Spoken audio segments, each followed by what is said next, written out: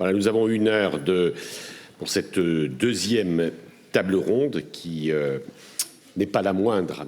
Mais c'est pas facile, évidemment, de passer après ce qui a été dit. Je crois que, dans le fond, c'est à la fois pas facile, puisque l'intervention du docteur Bakheta, du professeur Bakheta, était très intéressante et très émouvante, mais d'une certaine manière, finalement, je trouve que ça valorise en réalité probablement ce que nous allons faire avec nos invités que je vous présenterai. Donc nous sommes dans la deuxième table ronde, sous le contrôle des uns et des autres, et de Cécile Van de Viver, que je félicite et remercie d'être avec nous. Donc je suis Pascal Morel, je suis de l'Université du changement en médecine, qui a été, je le reprécise, associé à ces travaux. J'en remercie notamment Rénomed, en particulier Maurice Laville et Anne-Valérie Boulet notamment, et les autres de Rénomed, qui nous ont fait travailler sur ces sujets au sein d'un groupe que l'on a appelé le groupe Terrain, et qui a été, je dois dire, extrêmement intéressant pour nous tous qui avons travaillé sur la maladie rénale chronique. Je salue donc vous tous, les intervenants qui vont s'exprimer, et celles et ceux qui nous suivent à distance. Je salue également nos confrères journalistes. Le thème de la table ronde numéro 2, c'est quel parcours coordonné pour le patient de maladie rénale MRC au sein d'un territoire. Et on comprend bien qu'il existe évidemment de très nombreux sujets à régler et à traiter encore et toujours en médecine, et tout particulièrement dans votre discipline, en fait, celle qui vous intéresse. Notre table ronde donc poursuivra parfaitement les réflexions et conversations qui ont déjà été conduites. Le thème central de cette table ronde, c'est l'organisation des stratégies et des pratiques sur le terrain, en ville, à l'hôpital, avec tous les professionnels de santé, avec le secteur médico-social, avec les structures sociales également, et en mobilisant les représentants politiques et institutionnels. Alors, les professionnels d'abord de santé veulent-ils, nous allons essayer de répondre en 1 heure à cette question, veulent-ils, rien n'est sûr, veulent-ils vraiment travailler ensemble? Pour faire quoi et comment bien mieux organiser ce qui doit être fait, ce qui apparaît évidemment à la fois comme une nécessité, vous allez même dire probablement une urgence. Alors, les intervenants sont nombreux dans cette table ronde. La règle du jeu fait qu'on va avoir plusieurs interventions, sans doute assez rapides. Mais on va aller au bout de cette question, et peut-être, je ne le vois pas, mais c'est au fond, je pourrais m'avancer un tout petit peu, voir mieux, voilà, pour dialoguer avec vous, mais demander en premier lieu à Hervé Ancelet. Hervé Ancelet, merci d'être avec nous. Vous êtes donc patient, représentant des patients de France Rhin, et notamment, je crois, à Lille, hein, dans le Nord-Pas-de-Calais. Tout à fait. Voilà. Vous allez peut-être nous dire effectivement ce que vous faites sans doute de bien, le sens de votre engagement, mais peut-être pour commencer, mais nous mettre en jambe, dites-nous dans une certaine mesure ce qu'est un malade rénal chronique aujourd'hui, et notamment, alors, en tirant un enseignement de votre propre expérience territoriale, et dans le fond, comment il s'adapte, quelles sont ses attentes, quelles sont ses demandes, quelles sont ses envies, quelles sont ses difficultés également.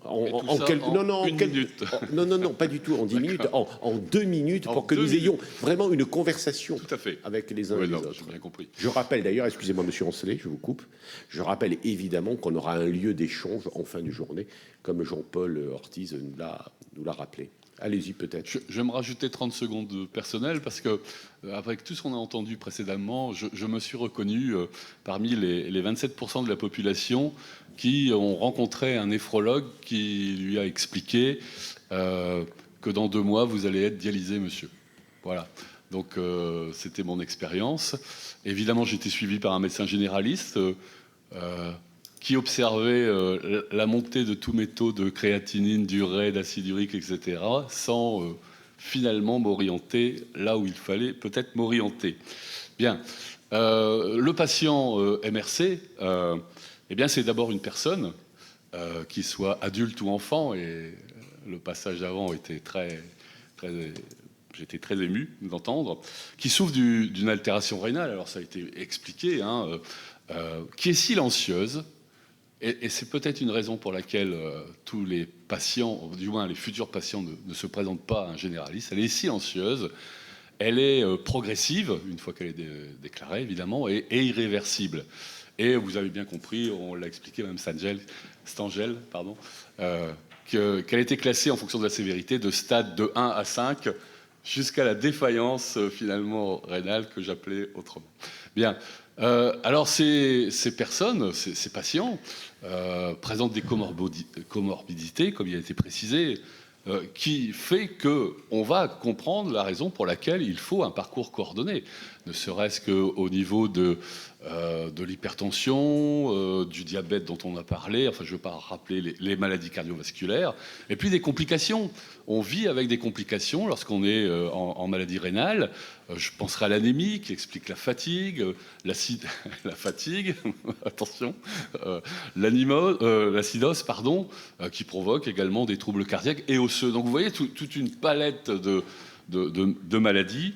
Alors, les besoins de nos patients, du moins de nos adhérents, ils sont clairs. Ils veulent un suivi régulier parce que la maladie progresse et qu'à chaque fois, eh bien, il faut revoir le régime alimentaire, les médicaments à prendre qui changent tout le temps en fonction des résultats d'analyse.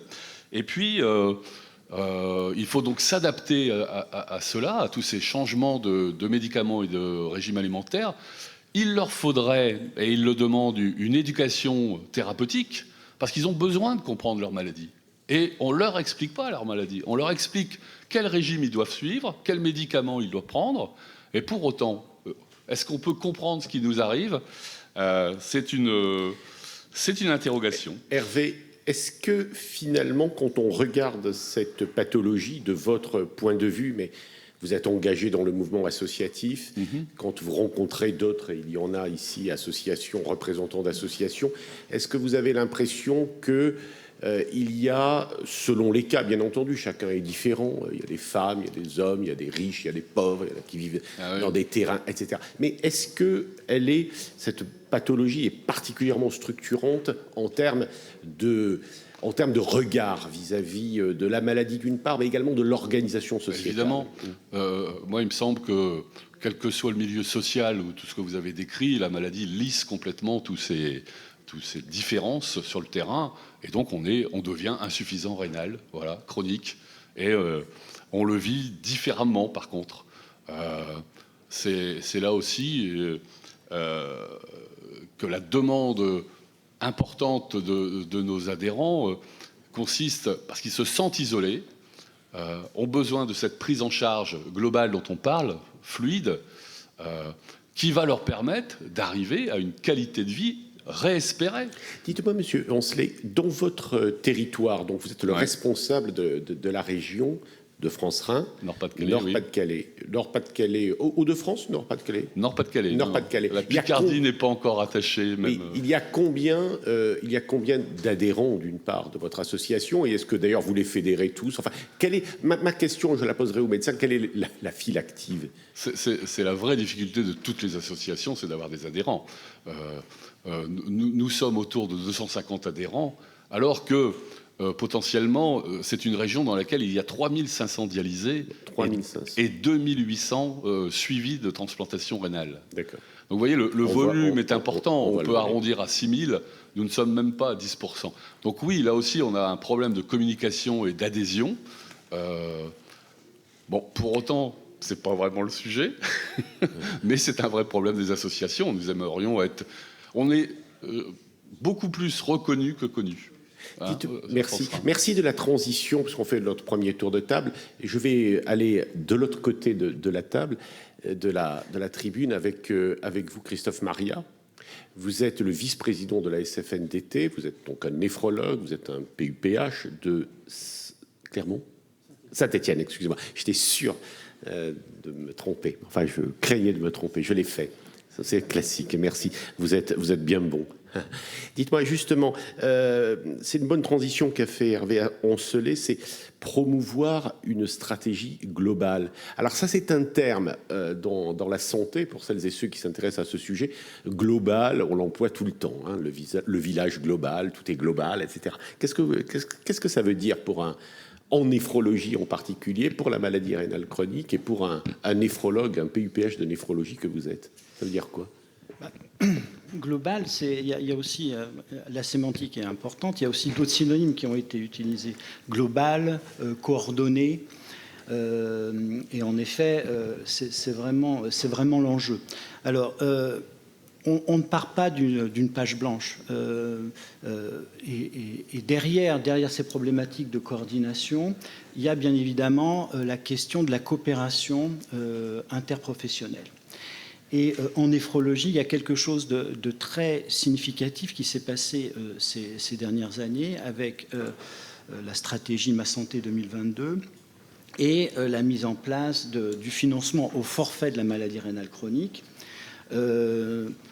qui a pris en compte le fait qu'il fallait justement une prise en charge globalisée des patients en faisant intervenir différents acteurs, et que ces acteurs qui étaient susceptibles d'intervenir, au premier rang desquels les infirmiers, cette intervention n'était pas valorisée. Et donc, dans le cas de forfait, elle devient valorisée. Et donc, nous, ce qu'on a appris, néphrologues, finalement, c'est de déléguer. Alors ça a été l'aboutissement le plus complet, c'est bien évidemment dans les délégations de tâches aux IPA, mais ça se fait aussi avec les infirmières de coordination, les infirmières de parcours, peu importe les dénominations, mais on a énormément délégué, notamment ce qui relève de l'information, de l'exhaustivité de l'information, qui avait du mal à être prodigué dans le cadre très contraint sur le plan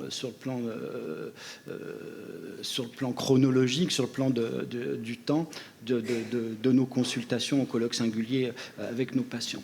Et ce qu'on s'aperçoit, c'est que ceci constitue probablement une bonne base pour développer quelque chose qui va aller vers une décision médicale partagée, vers plus d'informations et améliorer justement la coordination de ces parcours. Je me posais, M. Maria, la question, quel est le rôle de votre service, de votre CHU, des hôpitaux? Alors vous nous dites, on s'appuie maintenant sur de nouveaux professionnels qui s'investissent, qui peut-être ne s'investissaient pas autant que l'organisation le permet aujourd'hui, mais dans le fond, l'importance de l'hôpital, de l'établissement, et d'ailleurs du CHU, notamment de l'hôpital de formation, en 2 mots, pour bien comprendre un peu les enjeux. Du reste, c'est probablement là où on est au milieu du gué. C'est-à-dire que dans ces parcours tels qu'ils ont été pensés dans Ma Santé 2022, c'était pour sortir un petit peu du tout des 2A, mais on reste quand même sur des prises en charge qui sont très hospitalo-centrées et avec très peu d'interactions qui ont été formalisées avec la ville. Donc là, actuellement, nous sommes sur des parcours qui sont structurés à l'intérieur de l'hôpital, avec néanmoins un cahier des charges qui nous impose des comptes rendus réguliers et structurés vis-à-vis des médecins traitants. Mais on sent que la prochaine étape, ça va être de penser les passerelles entre l'hôpital et la ville. Et actuellement, c'est clairement quelque chose qui n'est pas mis en œuvre. On va approfondir ça. Jacques Battistoni, c'est important de l'avoir avec nous aujourd'hui, parce qu'il est un des membres les plus actifs de la communauté de la médecine générale. Il a été quand même le président de MG France, donc à ce titre-là, un responsable de la médecine et de son organisation, de la médecine générale, de proximité, de territoire. Finalement, c'est comme ça qu'on définit la médecine générale. Vous êtes également très engagé dans les CPTS, ces communautés professionnelles de territoire. Je crois que vous êtes le président, donc pas plus. Vous l'avez été? Non, je suis secrétaire général. Secrétaire général. Enfin, en général, c'est les secrétaires. Non déplace au président, c'est les secrétaires généraux qui font tout. Hein. Bon. Mais enfin, donc le secrétaire général. Dans la salle, il y a une néphrologue qui est membre du bureau de ma CPTS. Donc elle me regarde. Ah, d'accord. Elle contrôle. Bon, je crois que Jacques Battistoni ne craint rien dans le fond. Mais surtout également, en plus, c'est vrai que je vous ai beaucoup suivi sur la définition des référentiels de médecine générale. Vous y avez là été effectivement, alors un ouvrier actif, hein, oui, on va dire ça comme ça. Bon, vous vous intéressez aussi à ce sujet, tout particulièrement, parce que j'imagine que vous avez des malades de phylactie, droite active, et que probablement il y a, même si on l'a vu dans la première table ronde, il y a beaucoup à faire pour créer le lien médecin généraliste et maladie rénale chronique. Deux mots, hein, après on ça me donne envie de répondre par rapport à l'intervention précédente. Oui. Effectivement, on a des visions très différentes que de Christophe Maria. On a des visions très différentes, qu'on soit en soins primaires ou qu'on soit du point de vue hospitalier. D'abord, les patients dialysés rapportés à la patientèle des médecins généralistes, c'est 1 voire 2. Hein, je crois qu'il y a, alors détrompez-moi si je dis des bêtises, il y a beaucoup de spécialistes, mais il y a grosso modo 50-60 000 patients dialysés en France. Hein, donc ça fait entre 1 et 1,5 par médecin généraliste. Donc ça veut dire que c'est pour nous quelque chose de peu fréquent. Ce qui est beaucoup plus fréquent pour nous, c'est effectivement la question de prendre en charge des populations dont dans ces populations, dans ces patientèles, il y a beaucoup de patients à risque, et comment on fait pour leur éviter qu'un certain nombre d'entre eux n'évoluent vers une pathologie, une maladie rénale chronique, et plus encore une maladie rénale chronique au stade d'insuffisance d'organes nécessitant à un moment donné une suppléance. C'est-à-dire qu'au-delà de ce qui a été fort bien dit par mon camarade Cyril, enfin, et sa table ronde, c'est au-delà du dépistage, c'est même le repérage finalement qui est votre responsabilité, enfin une de vos responsabilités, oui, avec d'autres, mais enfin en particulier la vôtre. Si je prends mon premier point sur ce sujet-là, c'est de dire qu'aujourd'hui on dit souvent des médecins généralistes, vous n'êtes pas là, vous n'êtes pas assez nombreux, vous n'êtes pas au rendez-vous. Et ma demande, et là je reprends ma casquette d'ancien président, c'est de dire oui, mais on a besoin, quand la loi a créé le médecin traitant, elle ne lui a pas donné une équipe autour du médecin traitant. Et cette équipe autour du médecin traitant, c'est pas simplement une MSP. La MSP, c'est aussi l'infirmière qui travaille dans le quartier, c'est le pharmacien d'officine. Non, on a besoin d'assistants médicaux, on a besoin de docteurs juniors, on a parlé des internes, mais on a aussi besoin d'IPA, et on a besoin d'IPA qui soient dans le même lieu, avec les mêmes outils et la même patientèle. Et j'insiste là-dessus. Et notre vision n'est pas exactement la même que celle des IPA libéraux qui veulent s'installer parallèlement à nous. On ne veut pas de silo, on veut travailler ensemble, en coopération, avec la même patientèle. Un médecin généraliste, même s'il ne faut pas être caricatural comme je vais l'être, mais c'est pour provoquer un peu, un médecin généraliste, il s'intéresse aux malades rénales chroniques quand ? À quel stade? Est-ce qu'il s'occupe uniquement de ceux qui ne sont pas encore entrés dans un stade évolué ou, enfin, dites-nous un peu comment ça se passe. Ouais, en fait, on va faire beaucoup de prévention, un peu de prévention primaire, c'est-à-dire d'éviter que les patients, à travers leur mode de vie, leurs habitudes alimentaires, ne deviennent en surpoids, n'aient pas assez d'exercice physique. Enfin, bref, soit des gens qui sont susceptibles de développer un diabète ou une hypertension. Quand ils ont un diabète, une hypertension, une obésité, enfin tous les facteurs qu'on a vus, on va essayer de faire en sorte qu'ils n'évoluent pas vers une maladie rénale chronique plus avancée. On va avoir des malades rénales chroniques de stade 2, de stade 3A. Et puis on a aussi, je crois, une petite place, petite parce qu'on n'en a pas beaucoup de patients, je l'ai dit tout à l'heure, dans la prise en charge de malades plus graves, en lien étroit avec les néphrologues.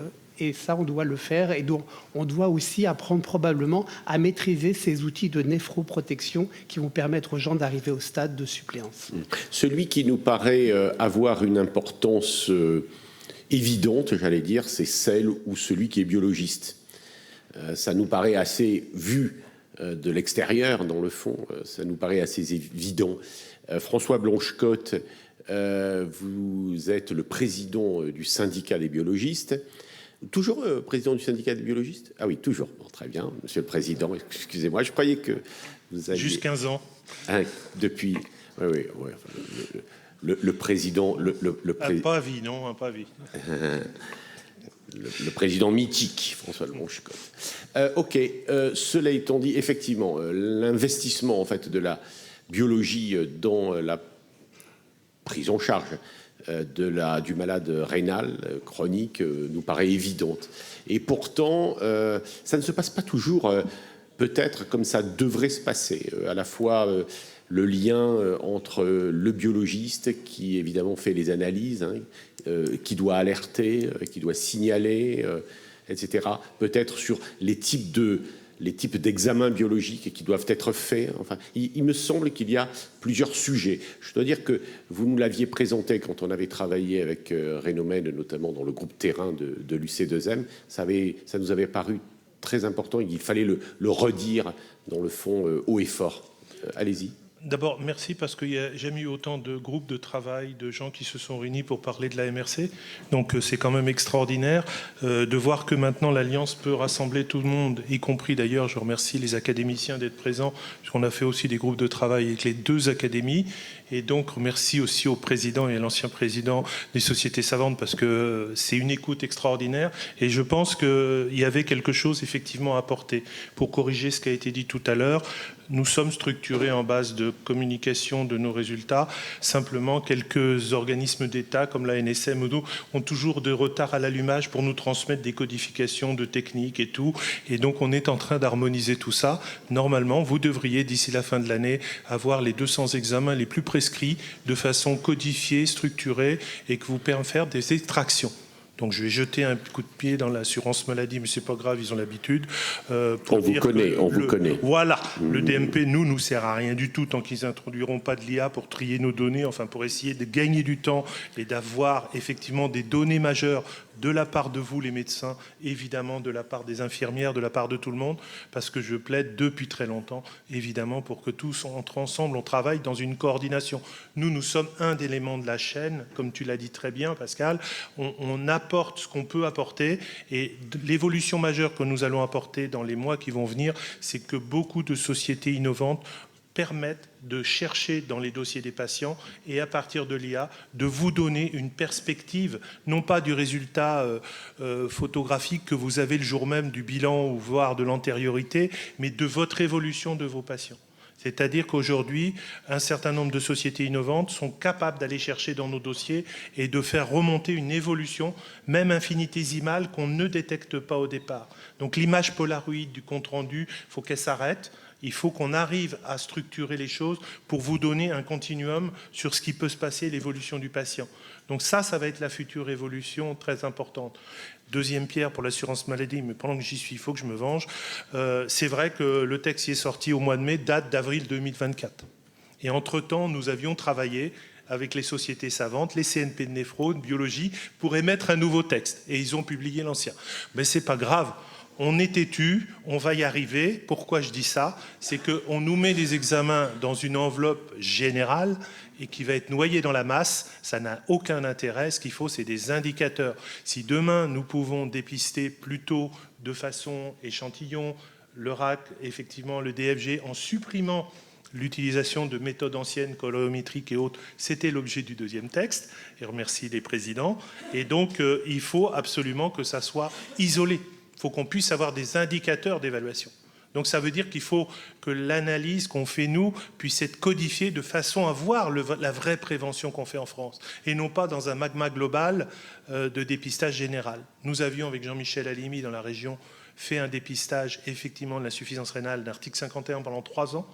Nous interrogions les patients et tu as raison Pascal, 2 patients sur 3 ne savent pas ce qu'ils ont et refusaient l'interrogatoire. Ils disaient « je ne suis pas malade, pourquoi vous voulez m'interroger ?» Donc il faut trouver le lien avec ce que dit Jacques, c'est-à-dire à un moment donné que nos comptes rendus puissent travailler en corrélation avec le médecin traitant, qu'on puisse à un moment donné, que le pharmacien d'officine, l'infirmière, tout le monde puisse parler aussi au patient qu'il a une maladie débutante et qu'à ce moment-là, on va le suivre. Pas la peine de l'énerver, on va le suivre simplement. Peut-être il y a des conditions effectivement pour lesquelles il va accentuer sa maladie et ça c'est le rôle de tout le monde. Donc vraiment augmenter nos comptes rendus, faire qu'on puisse avoir une meilleure recherche de ce qui est fait par les uns et par les autres et l'espace santé du patient est très important de ce point de vue-là. Les associations de patients qu'on travaille avec nous, c'est ça qui est fondamental. Donc on a un rôle de coordination, on a un rôle d'apport. Maintenant, mon collègue certainement parlera des équipes spécialisées, ce qui n'est pas mon cas, mais c'est une possibilité. Il faut qu'on y voit aussi au niveau des stades 3 et 4 comment la biologie peut se mettre dedans, dans le cadre d'équipes de soins spécialisées. Voilà, ce qui est bien avec François, c'est que il fait les transitions. Les journalistes sont ravis. C'est leur seul problème, c'est de faire les transitions. Et donc, il nous permet de rencontrer. Mais quand même, François Blanchecotte, on reviendra peut-être sur votre présentation parce qu'elle soulève quelques questions techniques. Je suis sûr qu'il y aura un débat avec les spécialistes sur ce sujet. Oui, c'est important de vous avoir, Alexandre Decour, puisque vous êtes néphrologue. Vous êtes je vous vois. Oui, je vous vois. Vous êtes à Perpignan. Cabestany. C'est un hasard, ça. Non, c'est bizarre. Il y a pas mal de gens d'Occitanie et de Cabestany, de Perpignan. Je ne sais pas pour quelle raison. Enfin, en tout cas, on est heureux. C'est une très belle région, donc on est heureux de vous avoir, et notamment pour parler ce que nous dit François Blanchecotte de ces équipes de soins spécialisées, mais en particulier parce que dans votre activité, vous avez d'abord mené un projet d'article 51.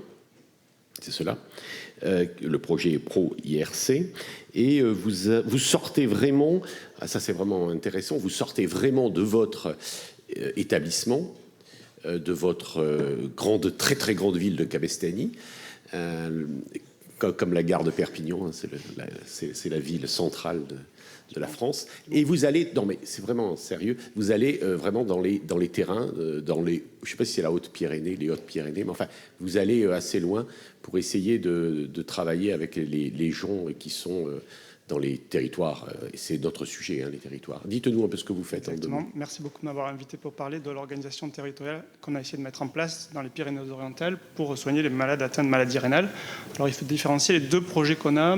On a le projet Pro-IRC qui est en fait un export du parcours maladie rénale chronique hors établissement pour le rapprocher de la médecine de ville et de ce qu'on fait habituellement et de l'élargir au stade 3B de la maladie rénale chronique. Et je pense que pourquoi on m'a invité, c'est pour parler de l'équipe de soins spécialisés. Et l'équipe de soins spécialisés, L'équipe de soins spécialisés, c'est en effet un projet qui permet de se rapprocher du patient en allant consulter dans des lieux déportés de consultation.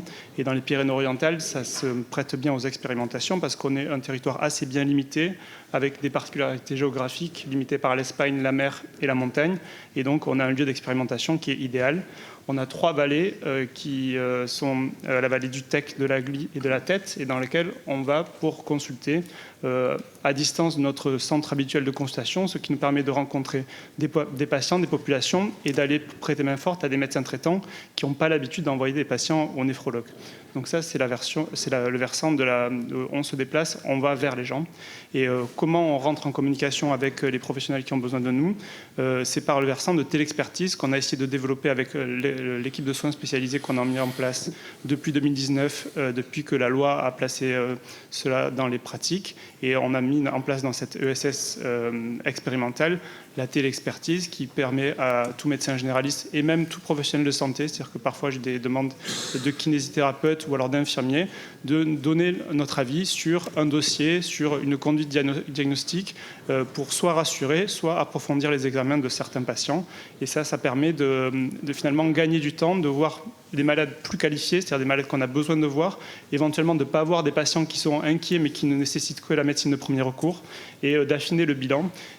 Ça permet aussi d'apporter de la plus-value à la prise en charge, c'est-à-dire que les patients pour lesquels on va apporter une plus-value par un diagnostic étiologique, soit anatomopathologique, soit génétique, ou un suivi spécialisé, une orientation vers la transplantation qui n'aurait pas été initiée, ça permet de déclencher ça par la télexpertise.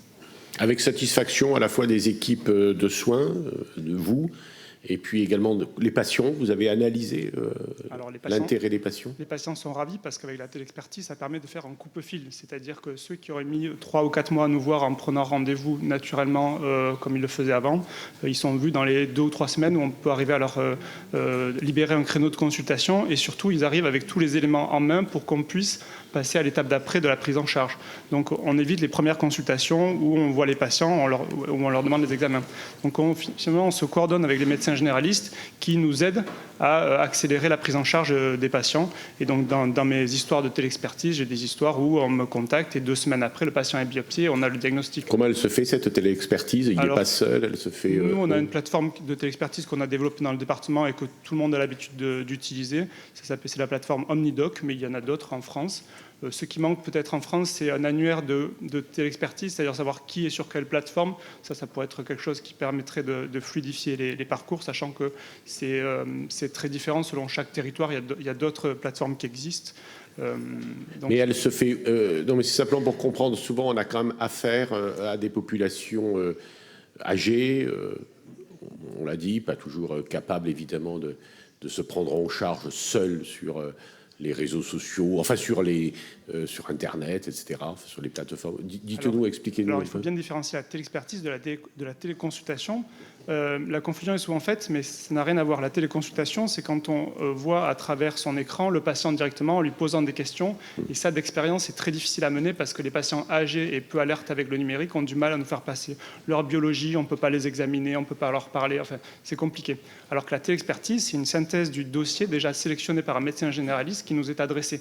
Et donc, ça permet déjà de voir rapidement des patients présélectionnés par leur médecin traitant. Et ça nous permet d'avoir une consultation plus dense, plus riche en qualité et en apport pour le patient. Hervé Roncelet, vous avez un commentaire là-dessus? Pardonnez-moi, vous me prenez de court. Oui. Non, sur la téléexpertise, vous avez oui, dans votre territoire. J'avoue que sur la téléexpertise, j'avoue. Attendez. Avouez, il faut avouer. J'avoue que sur la téléexpertise, je n'ai pas d'information. Levez la main droite. Non. Dites, je le jure. Ok, on revient. Après, on va revenir, oui, de toute façon. Non, si vous voulez, évidemment, Alexandre, je vous coupe pas la parole. Je rajouter que c'est souvent transparent pour les patients. Les patients, ils ne se rendent pas forcément compte qu'il y a une téléexpertise qui a sollicité. Et donc, ils trouvent ça magique qu'ils aient eu la consultation si rapide, alors qu'en appelant, ils avaient tant de délai. C'est parce qu'ils ont été qualifiés par leur médecin traitant qui les a bien orientés. Édouard Ganassia, vous êtes endocrinologue. Alors, je crois à Paris, mais aussi à 7. Alors ça, c'est évidemment un gros avantage que vous avez, à mes yeux en tout cas. Et alors, vous ne marchez pas sur vos 2 pieds, vous marchez sur 3 pieds. Vous m'avez dit, en préparant cette table ronde, qu'il faut marcher sur 3 pieds. Pas tout à fait tout compris, mais allez-y. Pourquoi 3 ? Alors, d'abord, je voulais exprimer déjà ma gratitude et mon admiration à l'Alliance pour parler d'innovation organisationnelle. Parce que finalement, c'est de ça qu'on parle. Et pour moi, c'est une des plus grandes innovations thérapeutiques de ces dernières années. C'est l'occasion d'ailleurs de très belles recherches en soins primaires qui peuvent être chères à Agnès. On se connaît depuis un bout de temps. On évalue tout ce qu'on fait dans les CPTS. Moi, je pense qu'une évaluation, au contraire, avec un haut niveau scientifique associé à l'université, c'est des très belles publications qu'on n'a pas souvent en congrès.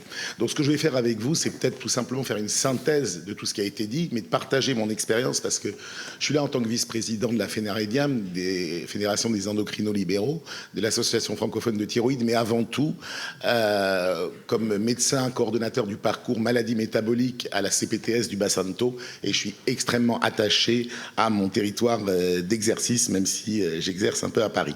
Alors, nous, ce qu'on a fait, parce que là, je vous parle d'expérience, finalement. On a développé un parcours qui avait pour ambition le bien-être d'une diade, bien-être du patient, bien évidemment, mais aussi du soignant. Parce que quand un soignant ne va pas bien, le patient n'ira pas bien non plus. Et c'est l'axe 4 de la certification. Alors, et ça repose sur 3 principes. Finalement, pour moi, la coordination, tout le monde en parle, soin global, pour moi, la coordination, pour nous, et je vous parle donc d'un retour d'expérience. D'abord, c'est d'admettre qu'on est tous les maillons d'une chaîne. Il faut l'admettre.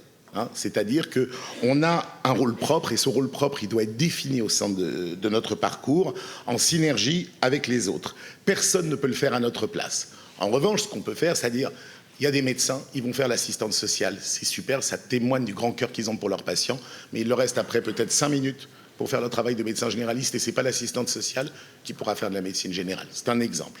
Donc un rôle propre, mais avec par contre des messages qui peuvent s'harmoniser avec les autres professionnels de santé et renforcer ces messages. Et c'est la deuxième chose. C'est le deuxième. Donc le premier principe, on est les maillons d'une chaîne, mais chacun avec son expertise propre. Le deuxième principe, c'est un corpus de connaissances commun. C'est-à-dire que tous les membres de l'équipe On doit définir un corpus minimal de connaissances et c'est des messages qui vont être non seulement répétés, donc ça homogénéise le tout, ça harmonise le tout, les patients entendent les mêmes messages de différents professionnels, peut-être en accord avec des fiches ou un livre écrit, ça c'est très important, mais surtout ça évite les messages contradictoires qui déconstruisent parfois des heures de travail. Et enfin, la troisième chose, le troisième principe, c'est l'adressage au juste soignant, au juste moment, sans repasser forcément par les médecins généralistes, parce que les médecins généralistes sont un tout petit peu débordés. Et si on a bien conçu les choses en amont, nous, il a fallu du temps, il a fallu de l'évolution des mentalités pour que, par exemple, une IPA ou une infirmière libérale dise « là, il faut voir rapidement le podologue », sans dire « ah, vous allez voir votre médecin, etc. » et pouvoir adresser directement. Donc ça, c'est les trois principes. Et ça repose, et je pense que ça fera la transition vers d'autres, sur... Parce que c'est bien beau ces principes-là, mais est-ce qu'il y a des outils? Le premier outil, d'accord, donc 3 principes, 3 outils, c'est d'un algorithme défini, c'est-à-dire tous les gens qui vont participer au parcours de soins doivent se mettre en amont en regardant tous les scénarios possibles et en les automatisant le plus possible. Après, on pourra toujours, bien sûr, et ça c'est l'intervention humaine que l'IA ne peut pas faire, on pourra personnaliser, par exemple, ou tel patient, attends, j'ai 3 cardiologues dans le parcours, non, celui-là, ça ne va pas matcher, on va l'envoyer plutôt à celui-là. C'est ça que j'appelle l'intervention humaine que l'IA ne peut pas faire, ou pas encore. Donc, il faut en tout cas que le parcours puisse être déclenché en un clic. Donc, bien avoir conçu les choses en amont. Le deuxième outil, c'est un outil de coordination. Et on en a tous parlé, l'outil utopique. Alors, pour moi, cet outil de coordination, il est encore utopique. C'est d'une part, bien sûr, sur un portable, sur un iPhone, sur un iPad, sur un Android, je ne vais pas faire de pub. Bien sûr, avoir tous les comptes rendus de tout le monde. Ça, le compte rendu médical. Mais aussi avoir la possibilité, et on a refait un carnet papier justement à la CPTS du Bassinto qui a eu un très grand succès, le papier a du succès, un peu comme ce que disait le patient Jean-François tout à l'heure, d'avoir 2 lignes sur tiens, j'ai vu le patient, en ce moment le moral va pas bien, ou l'activité physique c'est pas bon. Et peut-être d'avoir une IA demain qui va dire, ça fait quand même 6 ou 7 professionnels qui disent qu'il y a besoin d'activité physique. Et donc ça va d'emblée désigner en termes de priorité le prochain expert qui aura son rôle propre et les messages que tout le monde va délivrer. Et enfin, et j'en terminerai là, pour moi le troisième outil, il est évident, c'est les formations. C'est l'enseignement, c'est la formation. J'ai été très surprise dans le plan cancer tout à l'heure qu'on nous a présenté ce matin, qu'il n'y ait pas eu enseignement, formation formalisée. C'était sous-jacent. Formation de qui? Des professionnels de santé, une formation, comme a dit Agnès, adaptée, c'est-à-dire adaptée à ce corpus de connaissances commun. Formation sur la pathologie, mais aussi formation sur le parcours, que tous les intervenants sachent où est la place de chacun pour faire une belle synergie. Et bien sûr, formation également des patients, c'est-à-dire l'éducation thérapeutique, l'aboutissement final, ce corpus de connaissances, il doit être partagé avec le patient pour l'autonomiser. Plus ça nous fait moins de boulot. La première qualité de l'éducation, c'est de la flemme. Donc, c'est que le patient fasse tout. Et tout ça, et c'est ma conclusion finale, à l'échelle, à la spécificité d'un territoire, l'équipe de tel territoire et pas celle du territoire suivant. Donc, vouloir donner un modèle standard, il faut que tous les outils aient été conçus sur la logique du territoire. Les interactions entre les gens ne sont pas les mêmes. Donc si on arrive avec ces 3 principes et ces 3 outils, il y aura peut-être des leviers à améliorer, mais j'en parlerai après, ce serait génial. Voilà. Et vous allez voir que tout ça est finalement bien construit. On parle toujours et souvent, enfin depuis pas longtemps, rassurez-vous, des infirmiers de pratique avancée, notamment des IPA, du rôle que vous avez à jouer, du rôle probablement évidemment nouveau, que l'on découvre effectivement important, à la fois pour la prise en charge de ces maladies chroniques. Je pense que vous répondrez probablement à Édouard que vous avez un rôle dans la formation, notamment la formation des jeunes infirmiers, en tout cas des jeunes soignants. Et puis également Anne-Valérie Boulet reviendra sur la question fondamentale. Tout ça s'organise et comment tout cela se finance. Mais on va d'abord vous écouter, Ludivine Videlou. Vous êtes la vice-présidente de l'ONFIPA. L'ONFIPA, c'est la société savante des IPA. C'est l'Association nationale des infirmières en pratique avancée. On a une société savante, on a un syndicat, on s'est structuré, on a aussi un CNP. Merci déjà pour l'invitation. Je suis là au titre des IPA, mais aussi de tous les paramédicaux, quels qu'ils soient, parce que je pense qu'ils ont vraiment une place importante dans ces parcours. Les IPA, les textes c'est nouveau, c'est vrai, dans l'imaginaire des gens, mais ça fait quand même maintenant 10 ans que les textes sont sortis. On est 4000 à peu près diplômés sur le territoire, donc c'est un professionnel à prendre en compte, et on est 600 000 infirmières, donc il y a un maillage territorial très fort, que ce soit dans toutes les structures sociales, hospitalières, en ville. Et donc je pense sincèrement que toute infirmière, infirmier libéral, les coordinatrices, les azalées, celles qui font de l'ETP, sont à ne pas oublier dans ces parcours, et il y a vraiment quelque chose de fort à faire. On peut le faire en s'aidant de plein de structures. Il y a les CPTS qui sont des gros leviers sur le territoire. On a les URPS qui sont aussi des leviers pour travailler et faire de la coordination avec tout le monde. Et puis on a des IPA de différentes mentions. Donc dans le sujet du jour, on a les IPA en néphrologie, dialyse, transplantation qui vont être plutôt dans les structures, dans les parcours MRC, dialyse, transplantation. Mais on a aussi des IPA pathologie chronique stabilisée dont il faut continuer le déploiement, qui, elles, vont être souvent... Alors, elles peuvent être en ville, mais les pathologies chroniques stabilisées peuvent être à l'hôpital, mais aussi en ville. Et je pense qu'elles ont un rôle pour faire de la coordination, être des facilitateurs, prendre en charge dans la globalité le patient, parce que le spécialiste, il a malheureusement des fois pas le temps dans sa consultation. Il va se concentrer sur la pathologie et tout ce qu'on a dit depuis ce matin, mais le patient, il a bien d'autres sujets à aborder. Il faut s'appuyer sur ces professionnels. Ludivine, vous dites qu'il y a 4000 IPA, mais des IPA comme vous qui s'intéressent à la maladie rénale chronique, il y en a combien? On est à peu près 250. Donc on n'est sur pas toute la France. Sur toute la France, on est partout. Mais au rapport du nombre de néphrologues qu'on a vu ce matin, c'est plutôt une très bonne proportionnalité. On est même une belle représentativité en néphrologie. Et on a 700 nouvelles diplômées IPA en France, toutes mentions confondues. Et en néphrologie, un peu moins par an, je dirais une trentaine. C'est une spécialité, enfin, j'espère que c'est pas vulgaire ce que je dis, mais c'est une spécialité qui attire, qui est intéressante pour les jeunes, oui. Qui est attractive, on va dire. C'est une spécialité qui attire. Il faut, c'est 2 ans, il faut retourner à l'université. Non, je ne parle pas des IPA, je parle de la maladie rénale chronique, votre spécialité spécifique. Néphrologie. Oui, parce que vous êtes en concurrence avec les autres pathologies. Non, il n'y a vraiment aucune concurrence. Non, quand on veut être IPA, si on se spécialise, on peut aller, on peut faire dans la cancéro, on peut faire, il y a 5 mentions. Alors, est-ce que la vôtre est une... La nôtre, c'est celle où il y en a le moins, mais parce qu'on est une mention à part entière, et donc plutôt très spécifique. Et puis quand dans un service, on en a 3, il n'y a pas besoin d'avoir 6, 10 IPA dans un service. Donc ça s'est très bien déployé, on peut encore monter en charge, il y a beaucoup d'unités. Mais comme il y a un plafond qui va être atteint un jour, ce n'est pas la mention la plus représentée. Oui, non, je essayais de répondre à Anne de Dan qui vous a demandé des moyens de lutte, enfin de lui donner des idées pour lutter. Donc, je voulais vous tendre la perche. Pour en avoir plus, il faut soutenir. Alors, on a besoin des universités, elles sont là, mais il faut des moyens financiers pour envoyer les agents à l'université. C'est exactement là où je voulais en venir. Envoyer des agents à l'université, parce qu'il faut les remplacer. Il faut former des gens pour que les formations puissent être... elles sont de qualité, mais continuent à être encore et toujours de meilleure qualité. Il faut aussi des soutiens pour le déploiement en ville. Alors, on a des forfaits, mais voilà, il faut continuer à les travailler avec les structures.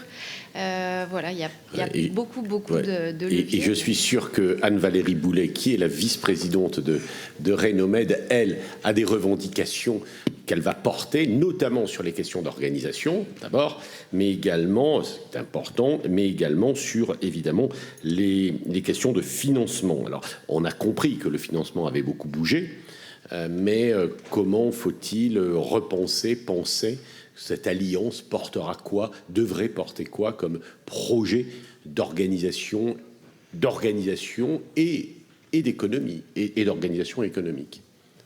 Anne-Valérie. Bien, le sujet est vaste et difficile et je n'ai pas la prétention de pouvoir porter toutes ces réponses, mais par contre, je voudrais souligner que la coordination est tant mieux et de mieux en mieux financée. Les CPTS en sont l'exemple, les dispositifs d'appui à la coordination aussi. Il faut poursuivre parce que dans nos établissements qui sont nés pour beaucoup de la partie suppléance et dialyse, la coordination n'est pas financée.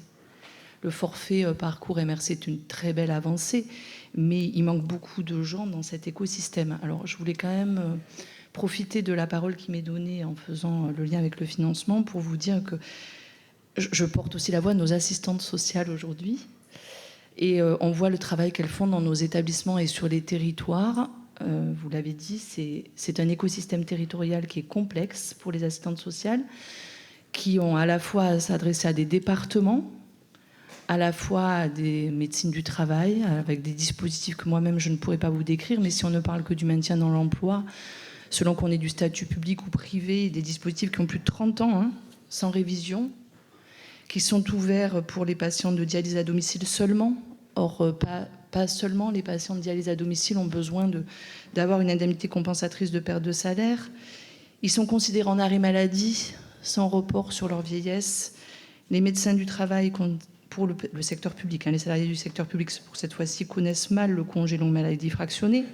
Et donc, ils poussent nos patients à l'invalidité, avec une exclusion du monde du travail trop tôt. Pourquoi je prends cet exemple? C'est parce qu'on a parlé beaucoup d'articulation sanitaire entre ville et hôpital. Mais si on a besoin de ce plan, qui lui doit être à la main des réflexions sur le financement, c'est parce que l'écosystème est très large. Et que si on ne se sert pas de ce qui est fait aussi de façon très aboutie par certains, on l'a vu pour le plan cancer, mais on l'a vu pour des dispositifs ICOP, vous avez parlé des infirmières azalées, il y a tout un tas de dispositifs qui sont aussi mal connus sur les territoires et qui pourraient être très utiles pour une déclinaison territoriale. Donc moi, je crois qu'il faut qu'on ait ce plan pour pouvoir mettre autour de la table des gens d'autres mondes de notre système qui vont construire, peut-être enrichir ce qui est déjà très bien écrit sur le guide du parcours MRC, mais en ayant des outils très ciblés, parce qu'aujourd'hui, on perd un temps infini pour les patients pour savoir quelle porte on doit ouvrir et enfoncer, et des fois, c'est pas une, c'est deux, c'est 10. Après, charge aux équipes sur les territoires de prendre ces outils, de les décliner. Pourquoi ? Je prends l'exemple de l'ESS. Aujourd'hui, selon les territoires, on va avoir besoin de toutes les ressources et on n'en aura pas beaucoup sur les quelques années qui nous arrivent. Si j'en crois l'évolution sur les facs de médecine, on n'en est pas encore là. Et même les IPA, on arrive à en avoir une par an en inscription parce qu'ils n'ont pas les moyens de les accueillir. Donc c'est très compliqué. L'ESS est ouverte aujourd'hui par la CNAM aux médecins libéraux. En Lozère, j'en parle puisqu'on y est, mon territoire préféré d'exemple, il n'y a pas de néphrologues libéraux. En fait, ce que je veux dire par là, c'est que si on s'est réunis autour de l'Alliance, c'est parce que tous ensemble, on doit pouvoir décliner selon les spécificités de notre territoire, avec les ressources qu'on a, des moyens d'organisation spécifiques. Si on a un plan qui permet ça, parce que les réformes nationales, elles sont faites pour le plus grand nombre. Elles n'approchent pas ces spécificités territoriales. Et donc ce financement, et j'en finirai là, pour travailler avec Sophie Beaupère de temps en temps sur une alliance qu'on a avec Rénomed à Liessane pour bien d'autres sujets. L'avantage, c'est qu'on sait chiffrer chez Unicancer. Quand on a besoin de quelque chose, on sait le chiffrer parce qu'on a autour de la table tous les partenaires pour le chiffrer. Donc ce plan maladie rénale permettrait à la fois de chiffrer pour cette population-là de façon très simple, très efficace pour les pouvoirs publics. Dans le cas du LFSS, l'enveloppe à dégager, mais il permettrait aussi d'animer la CNAM, la DGOS, l'Agence de biomédecine, la TIH, la Cour des comptes, tout cet écosystème large qui est difficile de réunir en un même moment. Donc le financement, avant de dire est-ce qu'il faut financer le 3B, bien sûr, l'activité physique, le rapport, la mission interministérielle de M. Delandre, qui est assez récente, du 7 avril 2025, dit qu'il faut financer l'APA à visée thérapeutique. Alors quel meilleur exemple que celui des maladies rénales chroniques pour faire ce premier pas vers le financement et lutter contre la sédentarité, améliorer la précarité, la fragilité, la vulnérabilité. J'ai essayé de repérer 3 ou 4 sujets, peut-être 5. Je vais vous donner quelques mots et que l'on termine cette table ronde dont maintenant une quinzaine de minutes, 13 minutes à peu près, et que l'on essaye comme ça de bien... d'avoir rempli le cahier des charges que nous nous étions fixés, puisqu'il y a vraiment des objectifs dans cette table ronde, comme vous avez pu le voir. Alors, je l'ai peut-être oublié, vous pouvez revenir et évidemment me compléter. Peut-être sur les consultations avancées, je crois que Alexandre en a parlé, on pourrait peut-être un tout petit peu approfondir, expliquer vraiment l'importance, peut-être avec Monsieur Roncelet, vous pourriez faire un petit binôme là sur les consultations avancées, ça me paraît important. Je vais les citer tous, hein, puis essayer peut-être de noter, puis de faire en sorte que l'on ait répondu à toutes ces questions. La place du domicile, je trouve qu'on n'en a peut-être pas assez parlé. Après, le rôle du psychiatre et du gériatre, je crois que l'on a aussi à en parler. Vous verrez qui veut en parler. Les relations, alors on a parlé avec très peu d'ailleurs, avec les ARS, mais aussi avec les municipalités, avec les départements, avec les régions, puisque nous nous attachons à travailler à parler du terrain. Et puis peut-être on n'a pas encore assez parlé du médico-social et du social. Moi, je vous ai livré ces quelques questions. Est-ce que vous pouvez boucher les trous? Allez-y. Alors, je peux parler de consultation avancée parce que c'est l'objet de notre équipe de soins spécialisés. Pour revenir un peu plus sur la modalité pratique et dans le détail, donc en dehors de notre lieu de consultation de Cabestany, on a 4 lieux de consultation avancée. Et ce qui a été compliqué, c'est de mettre en place les modalités pratiques, de savoir qui y va, quand est-ce qu'on y va, dans quels locaux on consulte. Parce qu'évidemment, il faut être en partenariat avec l'offre de soins locale. Et finalement, on s'est appuyé sur les MSP qui étaient déjà présentes. Et il y a de nombreuses MSP qui ont fleuri dans le département. Et en se rapprochant d'eux, on a commencé à faire des formations sur les maladies rénales chroniques, notamment en parlant des nouveaux médicaments qui apparaissaient, l'arrivée du RAC pour les généralistes. Et donc ça, on a été très bien accueillis. Et c'est comme ça qu'on a pu monter des consultations avancées, donc à Céré, à Prades, Saint-Paul-de-Fenouillet et à R, donc proche de l'Espagne. Et c'est comme ça qu'on a pu un peu tapisser le territoire. Et l'ESS a permis d'avoir les moyens financiers de rétribuer les gens qui nous ouvraient des bureaux pour faire ces consultations avancées. Il a fallu aussi qu'on s'organise dans une équipe, c'est-à-dire que moi tout seul, je ne peux pas aller dans 4 lieux de consultation avancée par mois, sachant qu'on essaye de tenir une consultation avancée dans chaque lieu par mois. Et donc là, le rôle de l'équipe est important. Et il faut que quand il y en a un qui va faire une consultation avancée, il reste quand même quelqu'un au centre de dialyse pour assurer les dialyses des patients. Et donc ça, la coordination est importante au sein de l'équipe. Et c'est là que le rôle du financement arrive, parce qu'il faut quand même quelqu'un qui mette en musique tout ça, qui contacte les centres dans lesquels on va consulter, qui fixe les dates, qui s'assure que les bureaux soient libres. Et donc ça, c'est pour ça qu'on est en train de demander que notre ESS expérimental financé par l'ARS passe dans un cadre d'ESS conventionnel. Et là, on a tout le mal du monde à passer dans l'ESS conventionnel, même si c'est inscrit dans la loi. Est-ce que... Bon, OK. Après, peut-être... je ne sais pas si on a suffisamment... Le temps passe vite. Peut-être sur les psychiatres, gériatres, peut-être vous, Hervé. Sur un temps, oui, très court. Il faut comprendre qu'au domicile, le patient joue un rôle actif dans les stades 1 et 2. Je voudrais vraiment parler du stade 3 qui est pour moi stratégique. Donc au stade 1 et 2, il faut comprendre que le patient suit les directives qu'on lui a énoncées par rapport à sa maladie, il prend ses médicaments, il suit le régime alimentaire, on l'a déjà expliqué. Arrive le stade 3, où évidemment le patient pouvait espérer que peut-être que la maladie allait diminuer, et puis pas du tout. Et là, il prend conscience clairement que son futur ne sera plus du tout celui qu'il pensait. Le stade 3 est stratégique de ce côté-là, et il a besoin d'être accompagné par une personne qui lui explique ce qui lui arrive, parce que c'est vraiment au stade 3 qu'il prend conscience de tout ça. Donc le rôle du psy à ce moment-là est fondamental. Pardon ? Ouais. Et donc, il doit, ce psy, faire partie de la prise en charge globale. Dès le stade 3, j'insiste bien. Alors, concernant le gériatre, je prends la parole en tant que patient. Vous avez bien compris que déjà, quand vous n'arrivez pas à 75 ans à peu près, et que vous êtes un patient insuffisant rénal, eh bien, vous avez de nombreuses problématiques. Et là, d'autres problématiques viennent s'ajouter, à savoir les problématiques de fragilité, les problématiques également de polypharmacie. Et là, le gériatre est là pour prendre en compte ces aspects à la fois fonctionnels, social, mais également cognitif pour ces personnes. Et donc, le gériatre, pour moi, devrait faire également partie de ce parcours, de cette prise en charge globale. J'ai fini. Non, c'est bien. Alors, d'autres veulent intervenir. François Blanchecotte, vous aviez l'air de vouloir dire un mot sur... Juste, Pascal, parce que tu évoquais les relations avec les ARS, effectivement, où on a des conseils territoriaux de santé.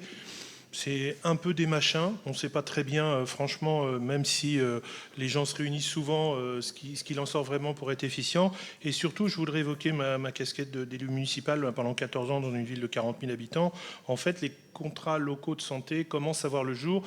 On l'a vu dans la période Covid, c'était essentiel qu'on ait un lien aussi avec les élus. Et les élus de terrain, les élus, effectivement, que ça soit d'ailleurs au niveau d'une préfecture départementale. Souvent, l'ARS, il faudrait qu'elle se délocalise au niveau d'un département. Je pense que c'est là qu'on a la prévention primaire qu'évoquait Jacques.